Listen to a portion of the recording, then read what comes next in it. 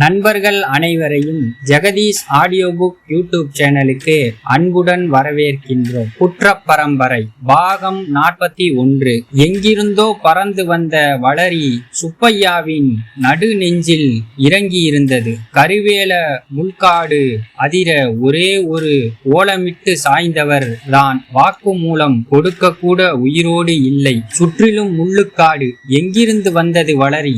இத்தனை சனக்கூட்டத்துக்கு மத்திய நின்ற சுப்பையாவின் நடுநெஞ்சை கச்சிதமாய் குறிபார்த்தவன் எவன்? பிடுங்க முடியாத ஆழத்தில் பதிந்திருந்த வளரி இரத்தப் பெருக்கில் நனைந்து ஊறிப்போயிருந்தது. முள்ளு வெட்டி கொண்டிருந்த அத்தனை சனமும் அப்படியே போட்டுவிட்டு ஓடி வந்து கூடியது. ஐயோ என அடித்து அழ யாருக்கும் மனம் கூடவில்லை. சுப்பையாவின் யோக்கியதையை தனியே கிடந்தது. லத்தியால் வளைத்து அடித்து கொண்டிருந்த பெரும்பச்சேரி சனத்தை விட்டு போலீஸ் ஒதுங்கியது. வெள்ளைக்காரன் கூப்பிட்ட தைரியத்தில் விளையாட்டு போக்கில் முள்ளு வெட்ட வந்த பெருநாளி கூட்டத்துக்கு அடிமடியில் தீ எரிந்தது. கொம்பூதிக்காரனை பத்தி நமக்கு இன்னைக்கு நேத்தா தெரியும்.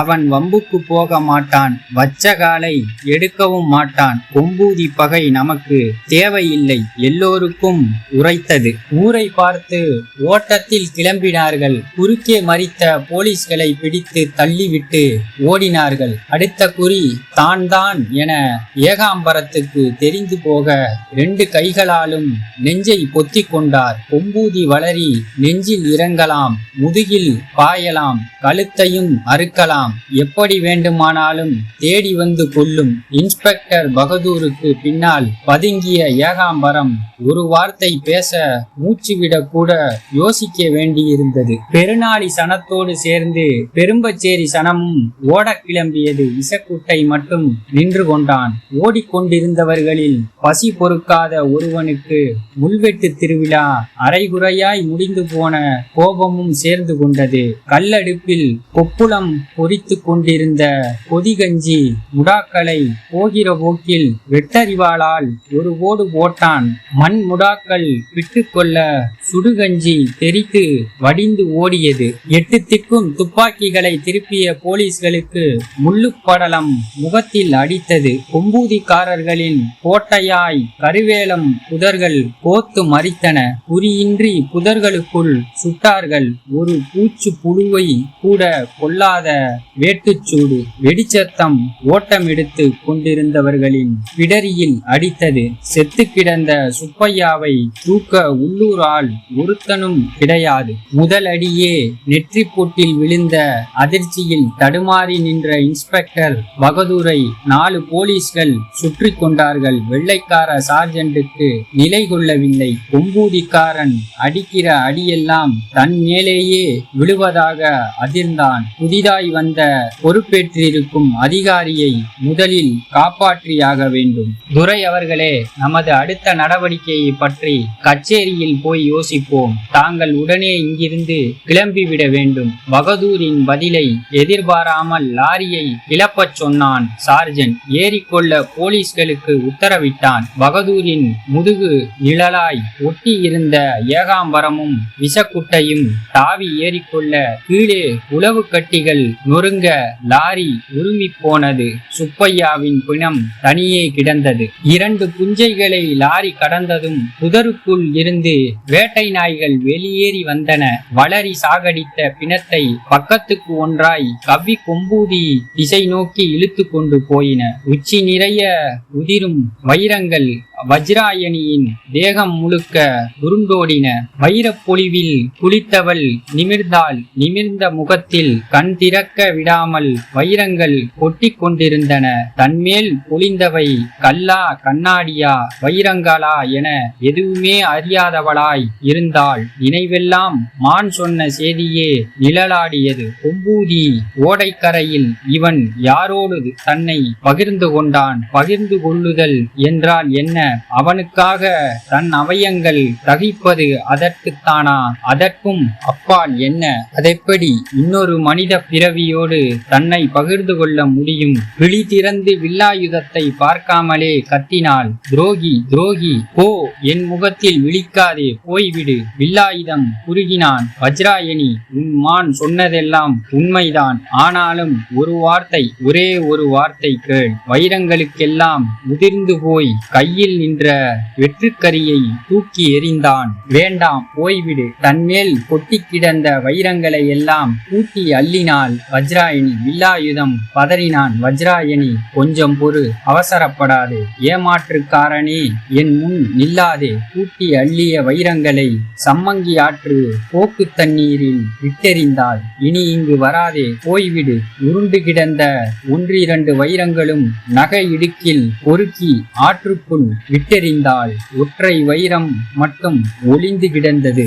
அதை பன்னீர் பூக்கள் மூடியிருந்தன. வஜ்ராயணி போட்ட சத்தத்தில் குடிலுக்குள் படுத்திருந்த ஹசார்தினார் எழுந்து வாசலுக்கு வந்தான். பன்னீர் மரத்தடியில் வஜ்ராயணியும் வில்லாயுதமும் தனித்திருப்பதை பார்த்ததும் பதைபதைத்து படியிறங்கி ஓடி வந்தான். எல்லா குழப்பங்களுக்கும் காரணமான இவன் ஏன் மறுபடியும் வருகிறான்? கண்கலங்க அமர்ந்திருக்கும் வஜ்ராயணியிடமும் ஏழை போல் வில்லாயுதம் நின்றிருந்தான். அள்ளி அள்ளி இறைந்தாலும் அளவு குறையாத வடிவழகி வஜ்ராயணியின் முன் எவனும் கையேந்தி நிற்கத்தான் செய்வான். ஆனால் பரிமாற விதியில்லையே. ஹசார்தினாரை கண்டதும் வில்லாயுதம் ஓரடி விலகினி பன்னீர் மரத்தை தொட்டு நின்றான். வஜ்ராயணியை பார்க்க இனி வருவதில்லை என நீ கொடுத்த வாக்குறுதியை மீறலாமா?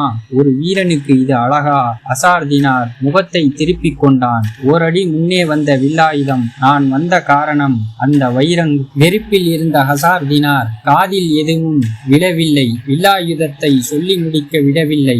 எந்த சமாதானமும் எனக்கு தேவையில்லை. நாகமுனி எங்கிருந்தாலும் இந்நேரம் மோப்பம் பிடித்திருப்பான். நம் மூவரையும் சாம்பலாக்கி விடுவான். அதோ பார், உனக்காகவே நாகமுனி வேய்ந்து வைத்திருக்கும் சொர்க்கப்பனை.